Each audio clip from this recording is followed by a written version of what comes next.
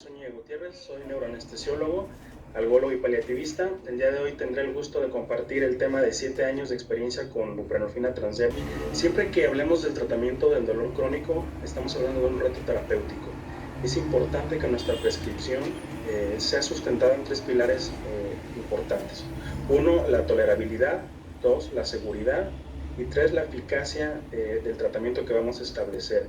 Esto se obtiene con la terapia transdérmica. No es nuevo ni es nada raro que en la última década haya habido una explosión de la administración transdérmica de fármacos, independientemente de si estamos hablando del contexto de dolor crónico, sino también en otras patologías. Pero particularmente para el tema que nos compete hoy, la aparición de buprenorfina transdérmica ha sido de mucha utilidad en aquellos pacientes con dolor crónico que no lograban beneficio ni eficacia ni tolerabilidad en sus tratamientos de dolor crónico. Si hablamos un poquito de los antecedentes en el contexto de la buprenorfina, desde su aparición en los 60 hasta su aprobación o su lanzamiento como forma intravenosa a finales de los 70, han ocurrido distintos hitos en la prescripción de este medicamento hasta llegar al 2010, donde la FDA aprueba el tratamiento con buprenorfina en forma transdérmica. Esto, repito, ha sido de mucha utilidad para los pacientes y sobre todo para los que nos dedicamos al tratamiento de dolor crónico, porque ha sido de mucha utilidad y de mucho éxito en nuestros pacientes. Siempre que hablemos de opioides es importante reconocer los efectos clínicos asociados de acuerdo a la activación de cada tipo de receptor. En el caso del receptor Mu, sobre todo analgesia supraespinal y espinal y algunos otros efectos indeseables para el paciente. En el caso del receptor kappa, analgesia espinal, hay fenómenos de disforia y activación fuerte en el sistema límbico, lo que pudiera llevar a que el paciente presente algún trastorno de mal uso o abuso a este tipo de analgésicos. Y en el caso del receptor ORL1, analgesia sobre todo espinal, y a nivel supraespinal, la activación de fenómenos pronociceptivos, es decir, mayor tendencia a la hiperalgesia. Esto también es un punto bueno en el caso del mecanismo de acción de buprenorfina. La estructura de buprenorfina es un derivado de la tebaína con un grupo T-butilo que le confiere alta potencia analgésica, sobre todo de 30 a 40 veces más potente que morfina por la vía intravenosa, y es una molécula altamente lipofílica. Aquí tenemos expresada la afinidad por el receptor Mu en términos de la constante de disociación, donde observamos que a menor constante de disociación, mayor afinidad por el receptor Mu en comparación con otros analgésicos opioides potentes. El mecanismo de acción es un agonista parcial del receptor Mu, es un antagonista del receptor kappa y es un agonista del receptor ORL1. Todo este mecanismo en su totalidad confiere diferentes beneficios clínicos que mencionaremos un poquito más adelante. En cuanto a la calidad analgésica, mencionamos que buprenorfina es un agonista parcial. Se creía que la utilidad de buprenorfina era muy cuestionable en el tratamiento del dolor, puesto que al ser un agonista parcial teníamos un efecto techo analgésico, es decir, ante incrementos de la dosis yo perdía el efecto analgésico en algún punto. En esta gráfica, que es tomada de un estudio en modelo de dolor postquirúrgico, vemos que la dosis de buprenorfina puede ser tan amplia como 7 miligramos al día para yo tener el control del dolor. Es decir, buprenorfina no ha mostrado efecto techo analgésico en modelos clínicos, por lo tanto podemos tener la dosis que sea necesaria para el control del dolor del paciente. En el caso de presión respiratoria, ¿qué ocurre? Algo interesante. Buprenorfina se comporta como un agonista parcial, es decir, tiene un efecto techo. Tenemos dos gráficas donde vemos que ante incrementos progresivos de fentanilo hay una disminución de la ventilación, del volumen corriente, y para buprenorfina, ante incrementos de la dosificación, tenemos un fenómeno techo, una meseta, donde el paciente disminuye la probabilidad de presentar depresión respiratoria. Por lo tanto, buprenorfina posee efecto techo para este tipo de complicaciones y es el opioide de mayor seguridad en pacientes que pudieran ser candidatos a este tipo de opioides por alguna patología pulmonar. Siempre será responsabilidad la vigilancia estrecha. También es de mucha utilidad en dolor neuropático porque al ser un agonista parcial Mu y ser un antagonista kappa, se bloquea esta vía de activación del receptor NMDA y de la activación del glutamato, por lo tanto hay un bloqueo de la hiperalgesia, tiene un efecto antihiperalgésico que dependerá de la dosis, pero que se ha estudiado bastante, sobre todo en el contexto de dolor neuropático.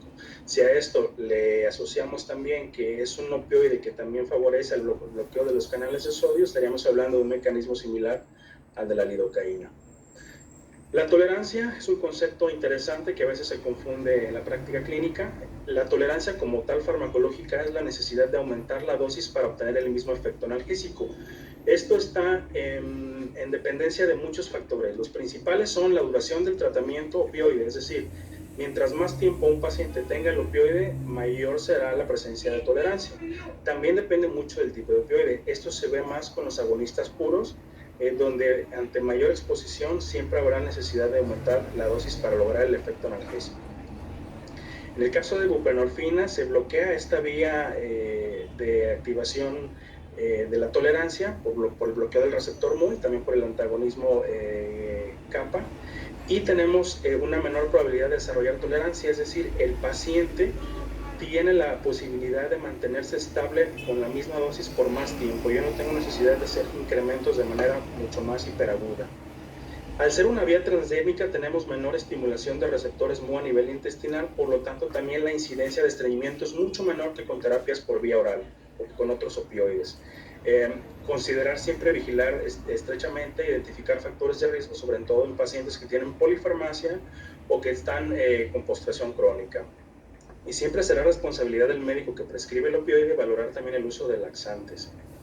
Buprenorfina decíamos que era un antagonista kappa, que al bloquear la activación del sistema límbico el paciente tiene menos sensación de recompensa, por lo tanto hay menos riesgo de trastorno por abuso, y al tener una disociación lenta del receptor MU, también el paciente ante la suspensión del tratamiento es menos frecuente que tenga síndrome de abstinencia, es decir, a veces tenemos pacientes con terapia crónica donde se interrumpe de manera abrupta el opioide. Será responsabilidad siempre tener un plan de destete. En el caso de buprenorfina tiene mayor seguridad en este sentido. Los sistemas transdérmicos tienen muchos beneficios. En el caso de buprenorfina es una matriz transdérmica de bastante tecnología. En el caso de la absorción y distribución del medicamento, tiene una lámina externa que recubre una capa adhesiva sin medicamento, por así decirlo, y tenemos una capa interna que está en estrecha relación con una capa adhesiva que es la que contiene el fármaco activo, que es la buprenorfina. La absorción va a iniciar en el estrato córneo, pero algo importante es que va a llegar hasta la circulación sistémica, y la liberación del medicamento depende del gradiente de la concentración entre la piel y el parche. Por lo tanto, esto nos favorece que tenga el paciente concentraciones estables por un tiempo prolongado de la terapia. Evitamos los llamados picos y valles que pudieran llegar a rango inefectivo o bien a sobredosis. Es muy frecuente verlo en los pacientes que toman comprimidos, donde a veces se les olvida tomar alguna pastilla y tienen que hacerlo de manera, a veces con los tiempos muy cortos, o incluso toman hasta doble comprimido para tratar de compensar. Entonces, evitamos estos picos y valles que se asocian también a descontrol de dolor o efectos adversos. Las ventajas de los sistemas de administración transdérmica es que es una liberación y absorción constante, va a proporcionar niveles plasmáticos estables del medicamento, es un mantenimiento terapéutico a largo plazo. Si estamos hablando del dolor crónico como una enfermedad, esto es de mucha utilidad. Reducción de la frecuencia de dosis, sobre todo en el uso de comprimidos, los pacientes permanecen estables por mayor tiempo. Hay reducción de eventos adversos, es un fármaco que evita el metabolismo hepático del primer paso, por lo tanto hay mayor biodisponibilidad, menos interacciones medicamentosas. Si consideramos que la mayoría de pacientes con dolor crónico tienen polifarmacia, también esto es crucial. Y un mejor cumplimiento por ciertos pacientes, es decir, mayor adherencia terapéutica, sobre todo en aquellos pacientes que no pueden tolerar la vía oral. Esta es una terapia de elección. Algunas desventajas también: el efecto de desprendimiento al retirar el parche puede causar irritación. De hecho, es lo más frecuente ver reacciones locales que son completamente manejables. Efectos de oclusión por la aplicación lleva a hiperhidratación, que reduce la efectividad de la barrera protectora en la epidermis, reacciones cutáneas inducidas por el calor, reacciones locales de intolerancia, intolerancia no inmunológica. El contacto repetido puede aumentar el riesgo de reacciones, sobre todo tóxicas, o reacciones retrasadas. Y la tolerancia inmunológica, que pudiera facilitar la penetración de ciertas sustancias alergénicas, y resultar en la sensibilización inmunológica local. En cuanto a la farmacocinética, tenemos que las concentraciones plasmáticas se logran de 12 a 24 horas después de colocado el parche. Estas son las concentraciones mínimas analgésicas. Es importante darle tiempo de acción al parche porque a veces se retira antes de que logre su efecto. Es un metabolismo, sobre todo por el citocromo P450, 3 a 4. Tiene dos metabolitos que no son biológicamente activos. También esto es muy importante en el contexto de fallas orgánicas y de interacción medicamentosa. La eliminación es 2/3 a través de las heces y 1/3 como conjugados en la orina. La unión a proteínas plasmáticas es alta, sobre todo a globulina, y en la insuficiencia renal y hepática, en el caso de la insuficiencia hepática únicamente hay que hacer vigilancia estrecha, y en el caso de insuficiencia renal es el opioide por mucho de mayor seguridad, incluso en pacientes con falla renal terminal o que están en tratamiento sustitutivo.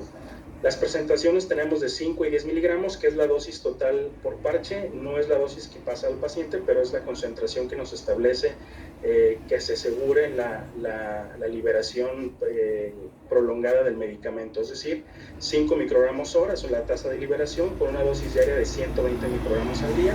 Y en el caso del parche de 10 miligramos, 10 microgramos hora con 240 microgramos en 24 horas. Si hiciéramos una comparación equianalgésica con estas dosis de buprenorfina, estaríamos hablando de 50 miligramos de tramadol bioral al día para el parche de 5 miligramos y 10 miligramos de buprenorfina transdérmica equivalen a 100 miligramos de tramadol bioral al día. Es decir, son dosis muy bajas sin que esto represente un compromiso en la calidad analgésica del parche. Esta presentación transdérmica es la única que nos asegura concentraciones estables por una semana. Es una gran ventaja, sobre todo en pacientes geriátricos que a veces no tienen la facilidad de estar tomando comprimidos o que a veces es muy complicado llevar una calendarización de las tomas. La trascendencia en la práctica clínica es que nos permite llevar a un opioide como buprenorfina a un segundo escalón de la escalera analgésica de la OMS. Es un mito creer que a mayor potencia del opioide, mayores efectos adversos. Y esto se comprueba con buprenorfina, puesto que este parche nos favorece incluso la terapia en pacientes vírgenes a opioides o nos permite realizar una titulación de manera adecuada y de manera segura. El método de aplicación, pues bueno, hay que usar un área no irritada, limpia, sin vello, evitar cicatrices grandes en la zona. Los sitios preferibles en la parte superior del cuerpo puede ser la espalda, puede ser infraclavicular, pero sobre todo que no sea una zona de mucha movilidad o alguna prominencia articular o que sea alguna prominencia ósea. El manejo del vello, pues cortar cualquier vello restante con un par de tijeras, no rasurar, porque pues se puede alterar la dinámica del poro y la absorción del parche, y usar siempre agua, no usar jabón u otro de agente de limpieza para los aseos, y debe evitarse preparaciones de piel que puedan afectar la adhesión del parche, sobre todo en el área seleccionada. La piel debe estar completamente seca antes de la aplicación, aplicar inmediatamente después de sacar de la bolsita, y después de quitar el protector, el parche transdérmico debe presionarse con firmeza al menos por 30 segundos, asegurándose de que las orillas estén en contacto estrecho con la piel. El paciente puede bañarse, puede ducharse, puede nadar y no debe exponerse a un calor excesivo, por ejemplo radiación o sauna. Algunos sitios de mayor aplicación. Poblaciones especiales, tener en cuenta que no está aprobado para menores de 18 años, ni en embarazo ni lactancia, y que en fiebre y en insuficiencia hepática hay que vigilar de manera estrecha. Algo importante también es que nuestro tratamiento farmacológico se vea reflejado en la calidad de vida de los pacientes. Este es uno de los artículos con mayor población en cuanto al impacto en la calidad de vida, donde vemos que después de un seguimiento a 12 semanas los pacientes mejoran sus niveles de discapacidad con puntuaciones que van en ascenso, es decir, a la funcionalidad, y que también, esto es calidad de vida, un aumento en la puntuación de calidad de vida y una disminución en los puntajes de discapacidad, es decir, el paciente va recobrando sus actividades diarias. El perfil particular del paciente, estaríamos hablando de un paciente con dolor de moderada a severa intensidad, con eventos adversos a otros opioides, mal control del dolor, que tienen polifarmacia, sobre todo en particular si tienen patología renal, patología hepática, intolerancia a la vía oral o que han presentado tolerancia aguda a otro tipo de opioides, sobre todo de opioides potentes. No me resta más que agradecerles, esperando que la charla haya